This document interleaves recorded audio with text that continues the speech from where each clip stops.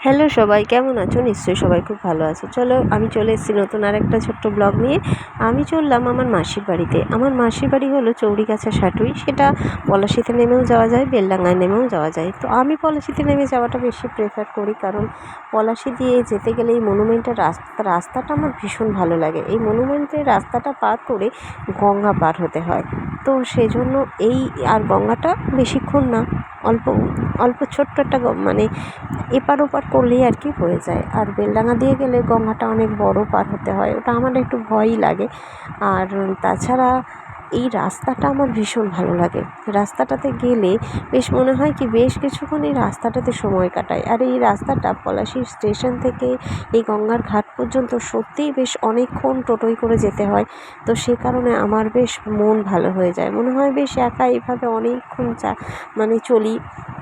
কিন্তু সত্যি দেখে বুঝতেই পারছো তোমরা সবাই যে রাস্তাটা কত সুন্দর, মনুমেন্টের রাস্তাটা আমার ভীষণ ভালো লাগে। তো যাই হোক, আমি মাসির বাড়িতে যেতে ভীষণ ভালোবাসি। আমার যে কোনো কষ্টের সময়, অসুবিধার সময় আমার মনে হয় ওখানে গেলেই আমি রিল্যাক্স পাবো, আমি ওখানে গেলেই সব কিছুর থেকে মুক্তি পাবো। এটা একটা আমার ছোটোর থেকেই মনে হয়। তো আমি সেজন্য ওখানে যাওয়াটা ভীষণভাবে পছন্দ করি। আজ হয়তো আমার মাসি নেই, কিন্তু মাসির ছেলে, ছোটো ছেলে আর ছোটো বৌদি আমার নিজের দাদা বৌদির থেকে কিছু কম নয়। তারা আমার নিজের দাদা বৌদি। আমার কখনো মনে হয়নি তারা আমার মাস্তুতো বৌদি, কারণ আমি সেই ফিলটাই কোনো দিন করিনি মাসির বাড়িতে গিয়ে, কারণ আমাকেও তারা কোনো দিন সেই ফিলটা করতে দেয়নি, আর আমিও করিনি। তো যাই হোক, আমি তাদেরকে ভীষণ ভালোবাসি। তো আমি তাদের সঙ্গে আমার যে কোনো প্রবলেম সলভ করতে পারি, সব কিছু করতে পারি। আর আমার মাসি যদি বেঁচে থাকতো তাহলে তো কোনো কথাই ছিল না। আমার লাইফের অর্ধেক প্রবলেম মনে হয় মাসিমণি সলভ করে দিত। তো জানি না, যাই হোক, তার জীবনটাও খুবই কষ্টে কেটেছে। তো আমি এখন চললাম আমি আমার মাসিমণির বাড়িতে। তো এখানে এখন বাসের জন্য ওয়েট করছিলাম। তো দেখলাম বাস পেতে এখন বহু দেরি। তো আমি একটা অটো ধরে নিলাম। অটো ধরে নিয়ে চলতে থাকলাম। এই রাস্তাটাও বেশ কিছুটা, গঙ্গাটা পার হয়ে এই রাস্তাটা অনেকক্ষণ অটো করে যেতে হয়। তো প্রায় 1 ঘন্টাই বলা চলে অটো করে যেতে হয়।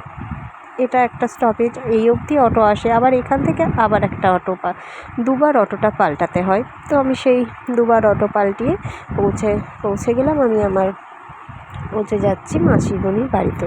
আর যেখানে আমি একটা দিন নিশ্চিন্তে কাটাবো, আমার মনের সমস্ত কষ্ট ঝেড়ে মুছে ফেলবো, একটু রিল্যাক্স করবো। এই আমি পৌঁছে গেছি আমার মাসিমণির বাড়িতে। আর এই হলো আমার মাসিমণি। তো সবার কেমন লাগলো আমার এই ছোট্ট ব্লগটা বলো, আর কেমন বাড়িটা লাগলো সেটাও বলো।